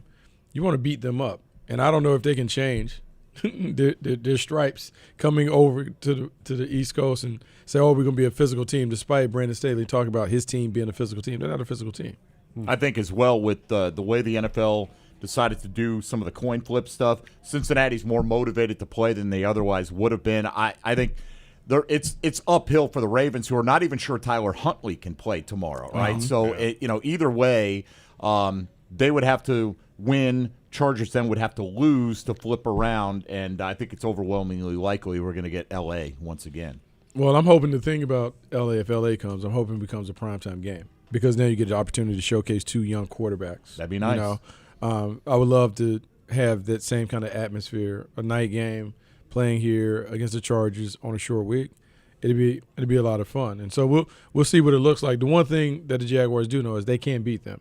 Regardless of whether they were shorthanded or not, they have been able to touch up the quarterback. I think the quarterback was coming off a rib injury, Justin Herbert. That's right. When he was dealing with a rib injury when we played him. And so all those things are coming there, and they'll talk about that. But at the end of the day, the team will walk out and know that they can beat them, and then we're just going to see what it looks like. 355-NFL-1, the number. The phone lines are open, 355-6351. Keep it clean, but let's have some fun tonight. We're here for another hour or so on the Scoreboard Show after a Jaguars victory and a division championship, the 4th division title in franchise history, the 8th playoff appearance for the Jaguars ever. That's coming up next week, and this is the Scoreboard Show on Jaguars Radio. The Titans-Jaguars game is proudly sponsored by Johnson & Johnson Vision, the makers of AccuView brand contact lenses. Johnson & Johnson Vision has been rooted in Jacksonville, Florida for more than 40 years, with tools for every stage of your eye health journey, from contact lenses and dry eye to childhood myopia and cataract surgery. They help to restore sight for millions of people around the world. You can prioritize your eyes by scheduling a comprehensive eye exam with an eye care professional today. Go Jags! Are you suffering from shoulder pain? If you have clicking and popping in the shoulder joint, persistent pain that intensifies with use, an inability to lift your arm over your head, or a tingling, burning sensation in the shoulder, elbow, or wrist, waiting to see a doctor could make your injury worse. Baptist Health and Jacksonville Orthopedic Institute have innovative and effective treatment options available right now to relieve your pain and restore your mobility. Don't wait. Call 904-JOI-2000. When it comes to water, choose our team, the winning team. Choose CGC Water Treatment. CGC Water Treatment works, and it works for DG too, former Jags QB, David Garrard. If you're not filtering your water, you are the filter. Don't be the filter. Discover the Kinetico difference. Call CGC Water Treatment at 844-CGC-JAGS or visit cgcwater.com. CGC Water Treatment are proud partners of the Jacksonville Jaguars and your local independent Kinetico dealers. At most sandwich places, asking for more of something is just part of the drill. But what if you never had to ask for more? What if more was just a given? At Daly's, more is what our sandwiches are built on. More meat, more cheese, more veggies, more quality, more taste. All for a price that's anything but more. Sandwiches from Dash, made fresh. Daly's. Touchdown at Jaguars away games when you fly nonstop from Jacksonville International Airport.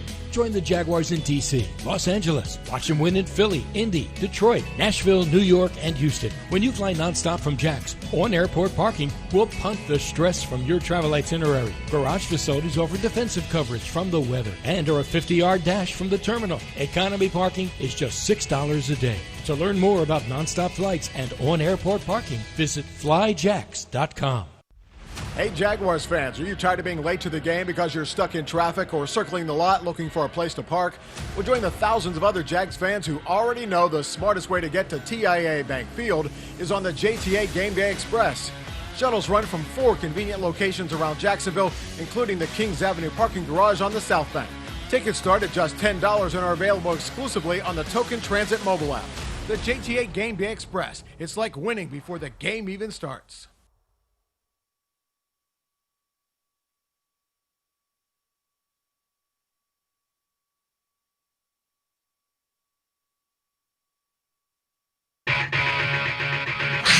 The Jaguars Scoreboard Show. Scoreboard Show continues right now. Welcome back. 355 NFL 1, the number 355-6351. The Jaguars are AFC South champions. They won the last 5 games of the season. The Titans dropped their last 7 games of the season. The Jaguars get it done for their 4th division title in franchise history. The phone lines are open. People are ready. All right, it is Bucky Brooks' little brother, Sakib, leading things off tonight here on the Scoreboard Show. Sakib, congratulations on rooting for the AFC South champs. How are you, man? Man, listen, I was not at the game. I couldn't get the tickets. I couldn't afford the tickets. But I'm in Keystone yelling, screaming. You know, when everybody, we were down, man, 2-6 or whatever, and we won. Everything after this is gravy, man. Everything after this is gravy. I know I sound like a loser for saying that, but we wasn't supposed to go to the playoffs, man. Not the first year. I just want to say to the coach, thank you so much. To everybody, even the general manager, even though I bashed him, I wanted him fired. They did a great job. I'm so happy for us and our fans. 70,000 people, man. I mean, Duval County showed out, man. This is our city. This is our town. And I'm happy for our guys. And all the way in Keystone Heights, thank you, Duval! Duval. Thank you, Sakib. 70,050, the official attendance. Awesome. I made a suggestion, Bucky, on social media that maybe next week everyone show up wearing a Trent Baalke mask to the game. Seems like the worm has turned a little bit in his direction. It was almost a year ago. It was a year. Tomorrow will be the 1 year anniversary of the of Clowngate. Here. I mean, look at how far this franchise has come in that period of time. Yeah, look at how far the franchise has come. And look, what can you say? Like Doug Peterson, the additions that they brought in, the free agents, and even the draft picks. Like you had a lot of key contributors to the effort.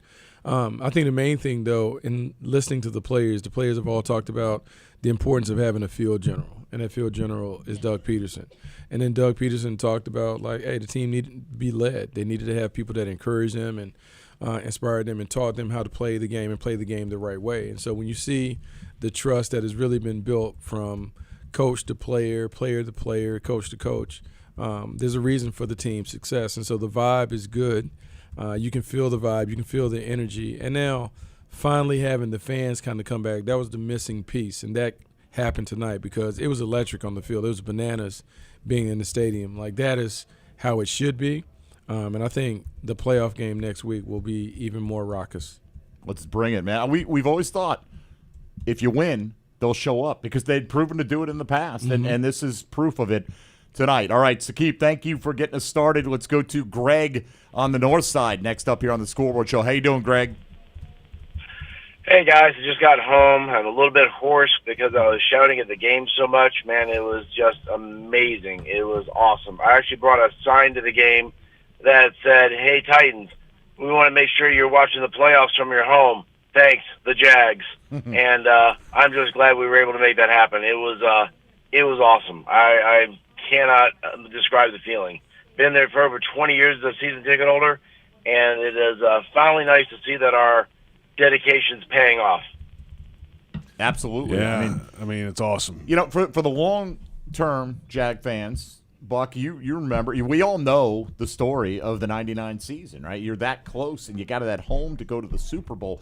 This doesn't erase all of that, but it's a nice step in that direction, to end their season, to who knows, to allow Trevor Lawrence and Doug Peterson collectively with the rest of their Jaguar teammates go into the postseason for the first time together and kind of place that first brick in what could be a pretty beautiful house they're building here. Yeah, absolutely. The opportunity to not only finish with a winning record, to win the division, and have a playoff game.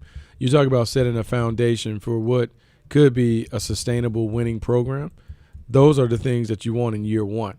Having a conversation with Doug Peterson in the offseason, he talked about, man, if I can just have the team hang with me long enough during the first part of the season where we can start winning and build some momentum at the end, it'd be great to set the foundation that first year. Well, he's exceeded all of that. And then you have an opportunity to go into the tournament. You have an opportunity to play a playoff game, to get a sense of what it's really like to play in the postseason. You can't beat that. And to do it with a second-year quarterback and a bunch of other young players that are kind of coming into their own, it's a terrific time for the Jags. All right, 355 NFL 1, JP, did you want to jump in there? No, I mean, it's what everybody has kind of dreamt about, but it is starting to come through, and it's pretty remarkable that you're seeing it unfold before your eyes in a setting like this tonight, and what's going to happen this next weekend altogether. I mean, it's one of the best 2 weeks I've been around. They didn't play their best game. No, they played the Titans game tonight, right. And they beat the Titans at their game. They won all these games all different ways, right? In the streak right here. Yeah, they have, and I think that is the great thing about the team. Like, it doesn't tilt too far in one direction, whether it's offense or defense. They kind of figured it out with what they have. And now, is this a perfect team? No, they still have some areas of weakness where they need to improve. But offensively, when they didn't get it going, the defense has really leaned into that personality. Josh Allen has talked about defensively, they're about physicality and creating turnovers, and they've been able to do that. And for them to play a team in the Tennessee Titans that everyone around the league respects them for their physicality and their rough and rugged ways, it was a great win. It was a great win to go toe-to-toe in beating that team, and it should prepare this team to begin to play in the postseason. All right, 355-6351, 355 NFL 1. We go out to Tuscaloosa, Alabama. Albert, you're next on the Scoreboard Show. How you doing, Albert? Doing Doing great, Duval. So, anyways, man, look, our offense didn't play great. We played good, and for 57 minutes, I'm so happy that the Titans thought they were going to win. But our defense showed up in great fashion. And I just wanted to say, hey, you guys, I lost my brother last year, and we have been Jaguars fans all our lives, and that's how much this win means to me. And I just wanted to thank you guys, thank the team, thank the coaches, and thank Sean Cott, because it's last year was tough, man. Not just for the team, but for everyone else.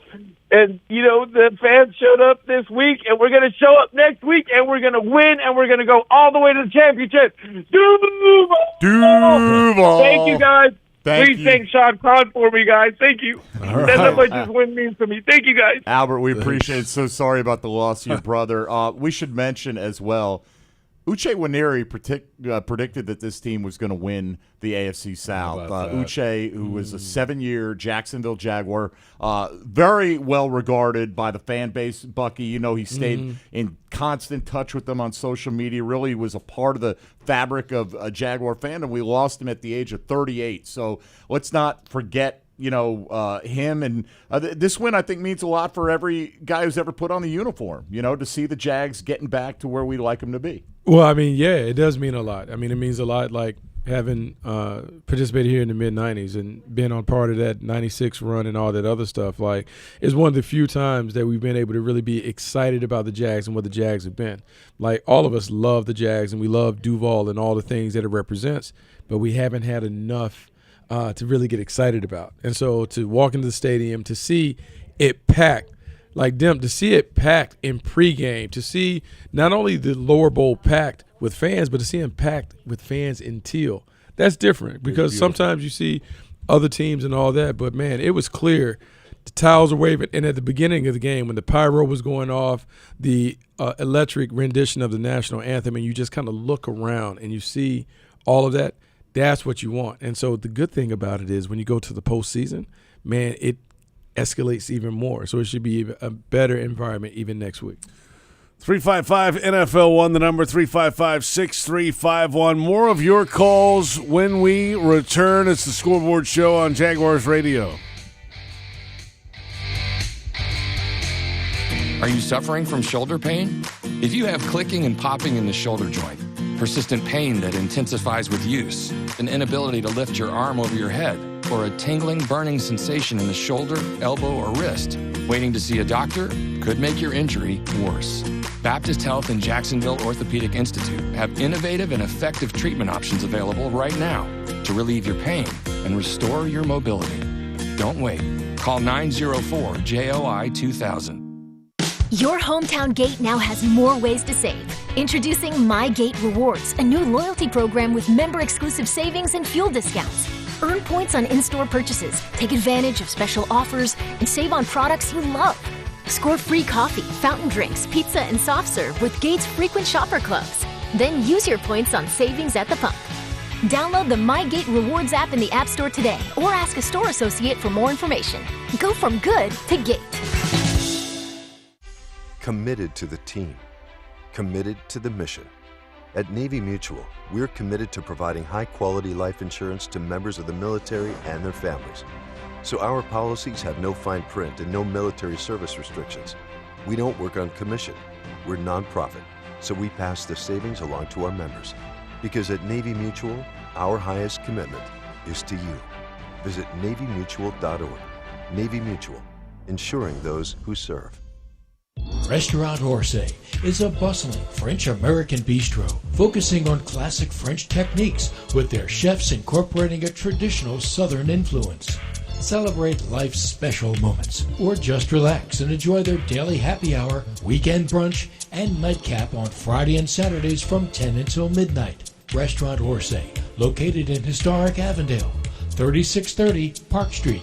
Visit www.restaurantorsay.com. Your pet means the world to you, so Pet Paradise created a slice of paradise just for them. Pet Paradise is your complete pet health care destination with resort-style day camp, overnight boarding, professional grooming, and compassionate veterinary care from New Day, all located under one roof. Pet Paradise has over 50 locations to serve pet fanatics like you nationwide. Book today at petparadise.com, the official pet care provider of the Jacksonville Jaguars.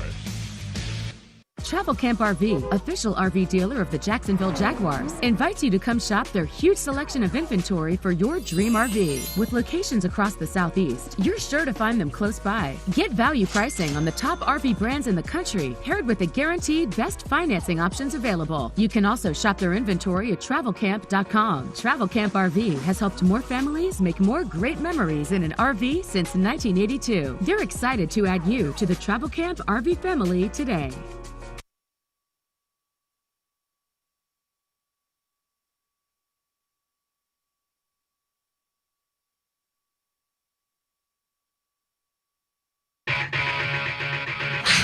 The Jaguars Scoreboard Show. Scoreboard Show continues right now.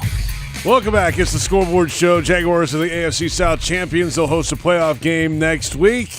J.P. Shadrick, Mike Dempsey, and Bucky Brooks.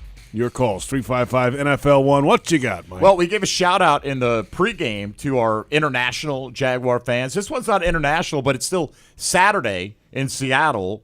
So let's speak with Yash, who's next up on the Scoreboard Show. Yash, how you doing, buddy? Yep. Oh, man, I'm doing great. So I grew up in Jacksonville.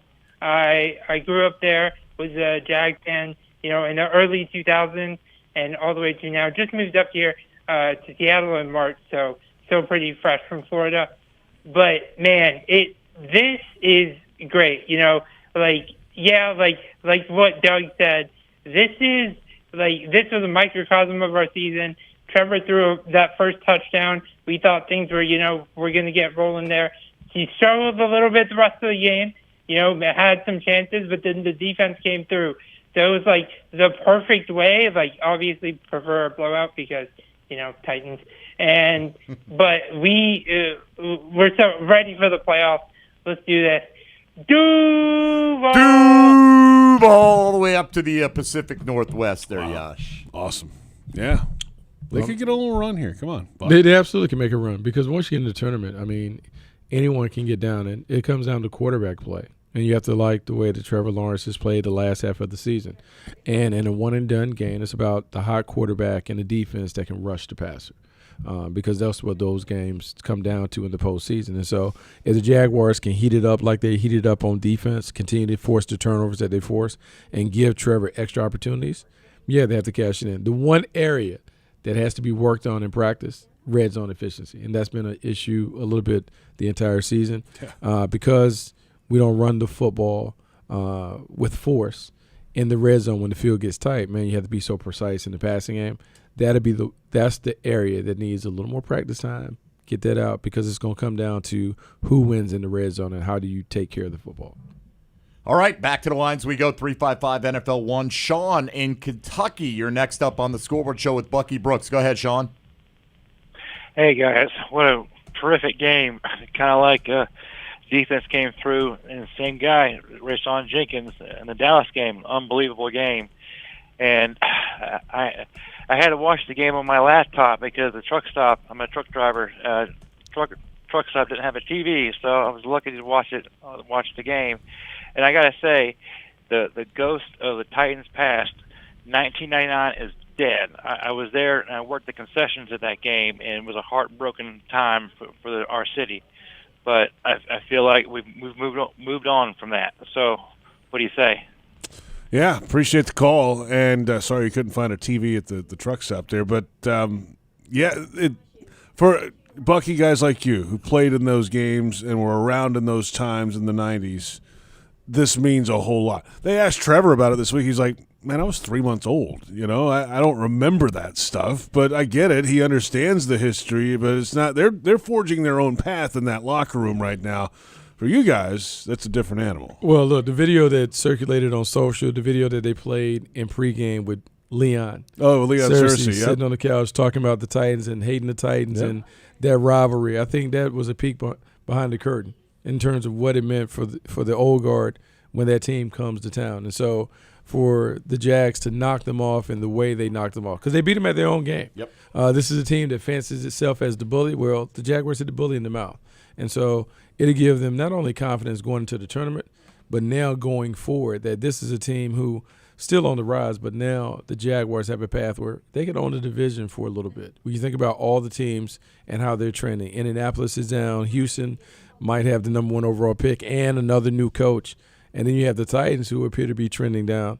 It sets up for the Jaguars to kind of be nice and kind of put a little vice grip on the division as they continue to grow. Yeah, one thing I think we all agree on, they have the best quarterback in the division. That's not going to change anytime soon.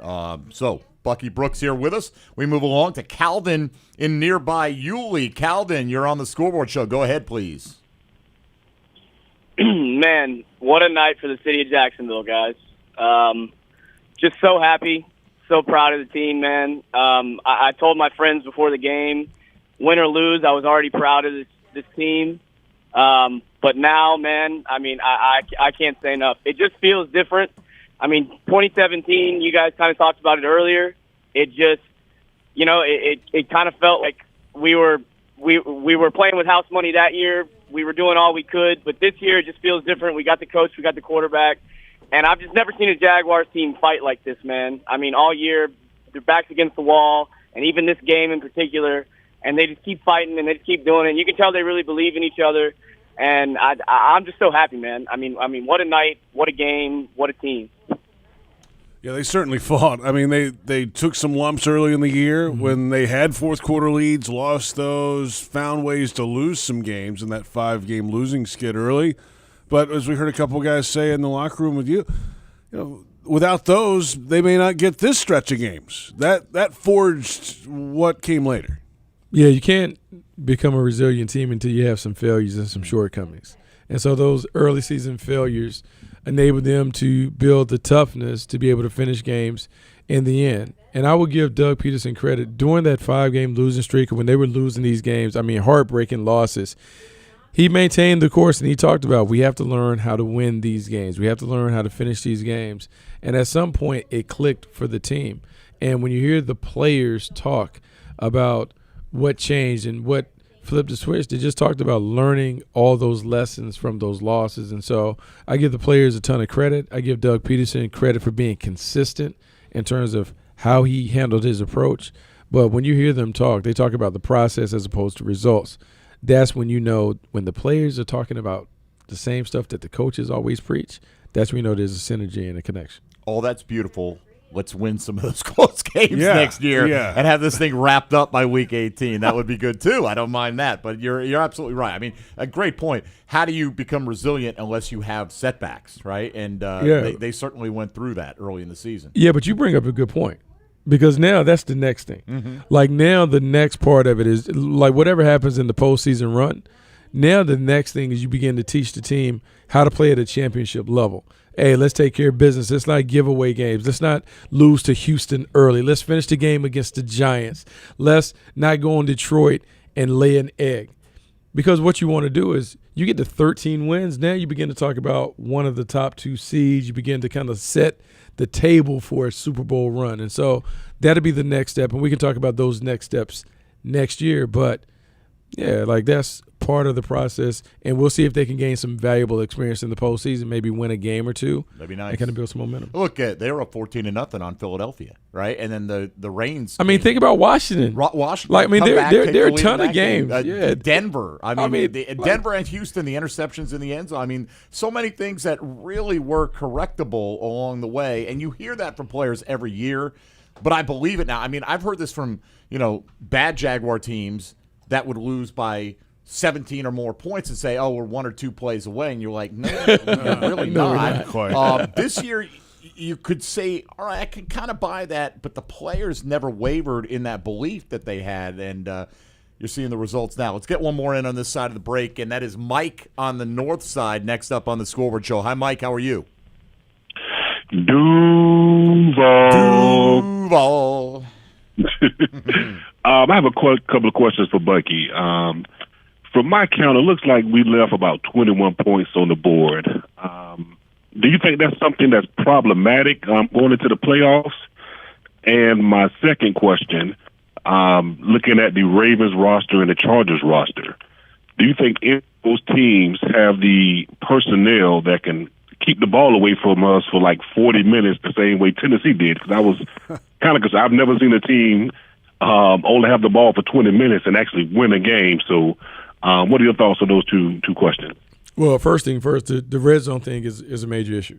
It's a thing that has to be solved. You can't go whatever we went 0 for 2 in the red zone and then have another turnover on the edge of the red zone that we have with the botched turnover. And so when you get into the postseason, Doug talked about in the playoff, those things are magnified, and it is. And so the one issue that we have is because we're not a dominant running team, when the field gets tighter, people are playing coverage.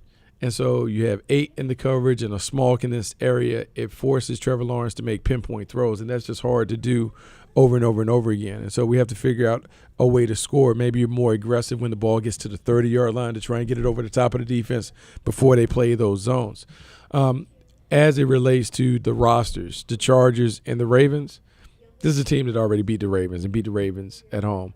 This is the Ravens team that is struggling playing with maybe their second or third quarterback.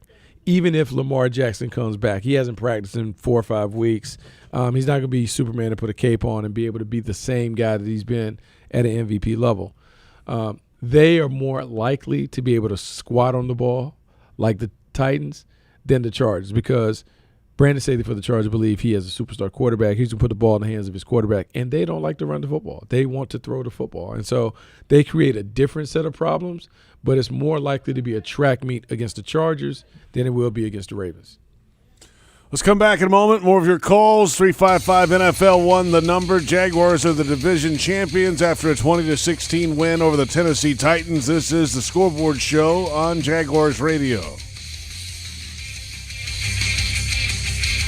Brooks Rehabilitation is hiring nurses who want to be empowered as advocates, educators, care coordinators, and leaders in exceptional patient care. They have open RN, LPN, HHA, and CNA positions across their inpatient, skilled nursing, and home health care settings. Join their nationally recognized team, where you'll serve as a central team member doing what you do best, providing exceptional patient care. Apply at careers.brooksrehab.org. At Tropical Smoothie Cafe, one taste and you're feeling good now, smiling wider now, seeing brighter now, bucket dunking now, namasteing now, popping a wheelie now, living lighter now. You're on Tropic Time now. And on Mondays, try our Jaguars Duval Delight Smoothies for $2.99. And you're roaring louder now, end zone dancing now, sipping spirit now. You're on Tropic Time now at Tropical Smoothie Cafe. Unlock your potential at the University of North Florida. A top public university with more than 100 majors, UNF is number 1 among state schools for the highest percentage of graduates employed in Florida. Affordable tuition, programs in high-demand fields, and faculty who care. Swoop into your future at UNF. Visit unf.edu to learn more. Hi, I'm Chef Justin Timoneri, Florida's culinary ambassador. If you've enjoyed preparing fresh from Florida recipes, then you're going to love the Fresh from Florida Club. As a member, you'll be able to search and save delicious recipes, create custom menus, and ask me your cooking questions. Each month, you'll also get a list of what's in season, so you can make your family the freshest meals possible. It's free and easy to sign up. And best of all, you'll be supporting Florida's farmers, ranchers, and fishermen. Join the club at followfreshfromflorida.com today. At most sandwich places, asking for more of something is just part of the drill. But what if you never had to ask for more? What if more was just a given? At Daly's, more is what our sandwiches are built on. More meat, more cheese, more veggies, more quality, more taste. All for a price that's anything but more. Sandwiches from Dash. Made fresh. Daly's. At Five Star Credit Union, you inspire them to go the extra mile to meet your financial needs. That's why they offer Jaguars fans more banking options like better rates and no hidden fees. Their team is also dedicated to making the communities they serve stronger, volunteering their time and talents while donating millions to local nonprofits. ViStar Credit Union, ViStarCU.org. Go Jags!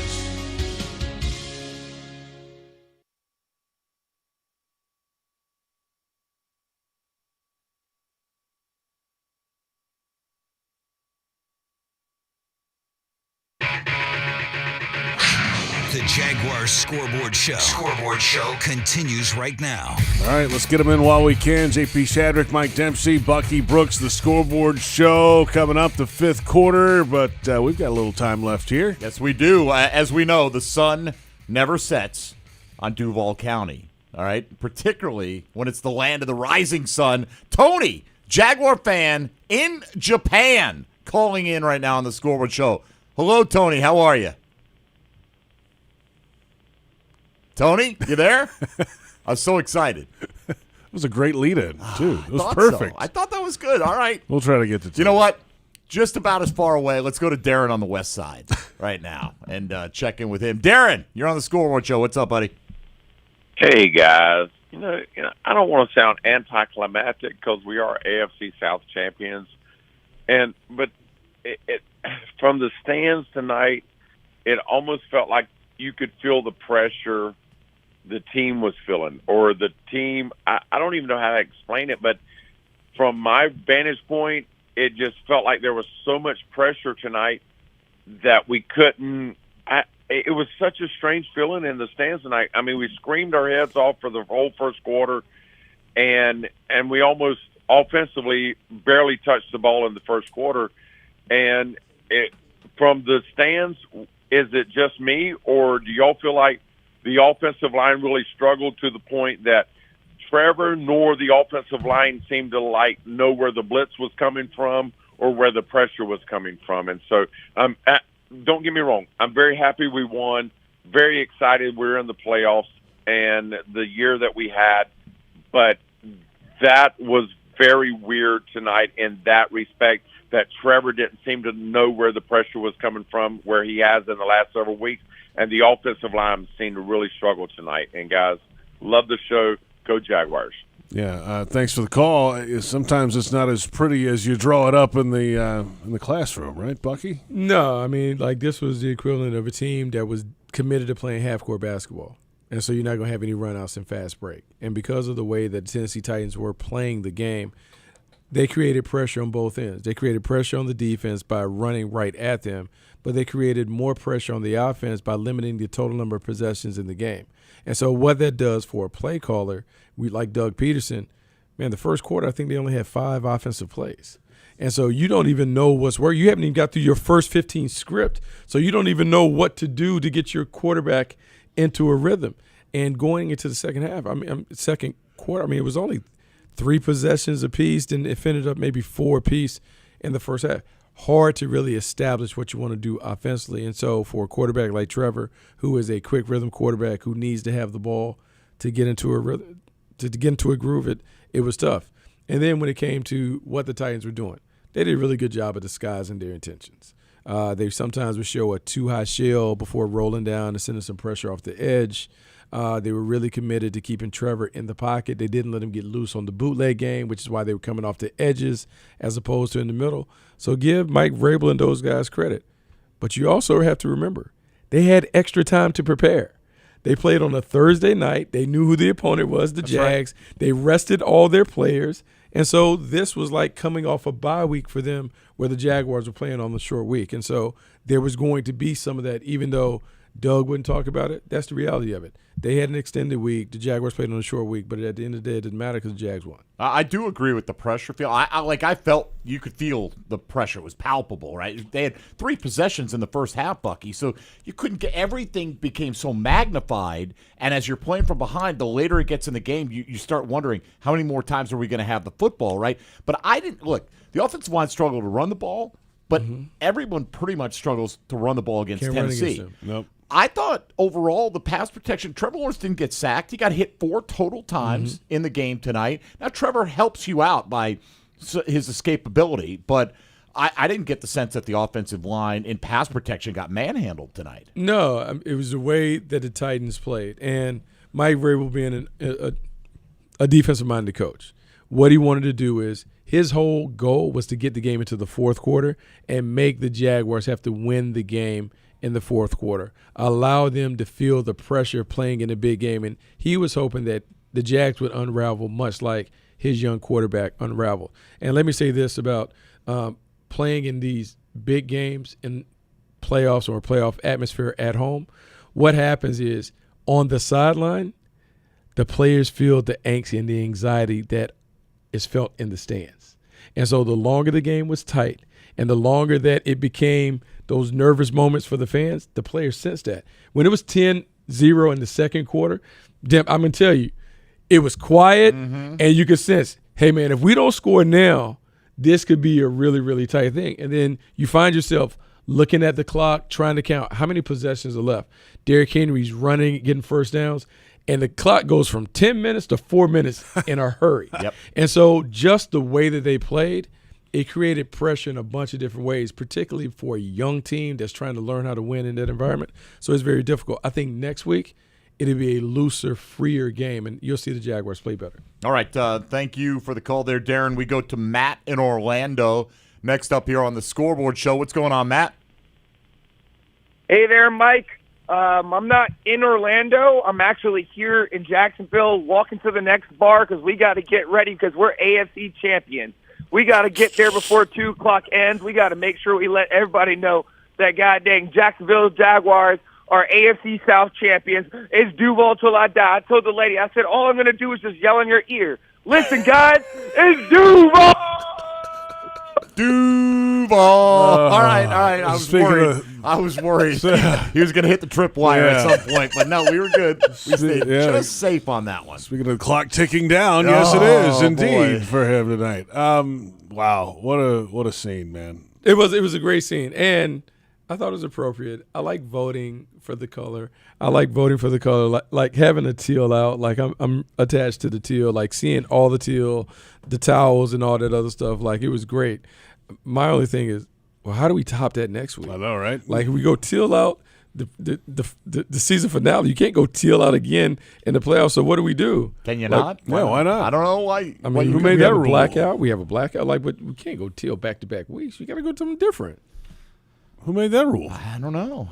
You think? I mean, I didn't play for the franchise. Yeah, Bucky did. I just work here. I don't know. Maybe that's in the secret handbook, JP. Can't we? We had everything. We had the electric. We had the guitar. I know. I mean, awesome. we poured it all out. Let's run it back. We poured it all out. Run it back. I thought, we didn't peak too soon.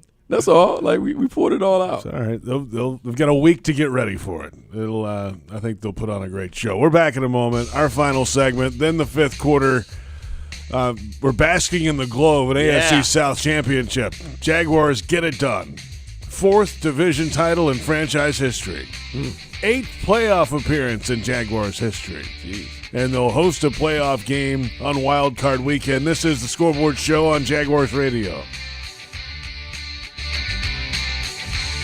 Restaurant Orsay is a bustling French-American bistro focusing on classic French techniques with their chefs incorporating a traditional Southern influence. Celebrate life's special moments or just relax and enjoy their daily happy hour, weekend brunch, and nightcap on Friday and Saturdays from 10 until midnight. Restaurant Orsay, located in historic Avondale, 3630 Park Street. Visit www.restaurantorsay.com. Are you suffering from shoulder pain? If you have clicking and popping in the shoulder joint, persistent pain that intensifies with use, an inability to lift your arm over your head, or a tingling, burning sensation in the shoulder, elbow, or wrist, waiting to see a doctor could make your injury worse. Baptist Health and Jacksonville Orthopedic Institute have innovative and effective treatment options available right now to relieve your pain and restore your mobility. Don't wait. Call 904-JOI-2000. Jaguars fans, here's a great way to pay with pride wherever you go. Exclusively from TIAA Bank, the Jacksonville Jaguars Visa debit card comes with a fierce look and fantastic features, along with the convenience to make purchases online or at millions of locations worldwide. And it's yours, free, when you open a Yield Pledge checking account.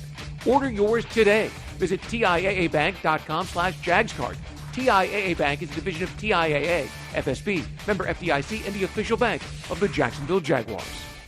Decisions are a part of our everyday life. Whether you're building a football team or building your education, your success is built on the decisions you make. So choosing J-Tech as your career training destination should be a no-brainer. With small class sizes, dedicated instructors, job placement assistance, and financial aid available for those who qualify, J-Tech is praised as a good choice by our graduates. Learn how you can build your career the right way by visiting jtech.org for more information. If the last couple years have taught us anything, it's to show the ones we love how much we care. That's why Pet Paradise calls you by name from the moment you arrive. Why our pack leaders know each and every friend you like to play with out on the turf. And that you like some snuggles before you fall asleep. The more we see and get to know you, the more you'll see how much you mean to us. Pet Paradise. It's a new day in pet care. The Titans-Jaguars game is proudly sponsored by Johnson & Johnson Vision, the makers of AccuView brand contact lenses. Johnson & Johnson Vision has been rooted in Jacksonville, Florida for more than 40 years, with tools for every stage of your eye health journey, from contact lenses and dry eye to childhood myopia and cataract surgery. They help to restore sight for millions of people around the world. You can prioritize your eyes by scheduling a comprehensive eye exam with an eye care professional today. Go Jags!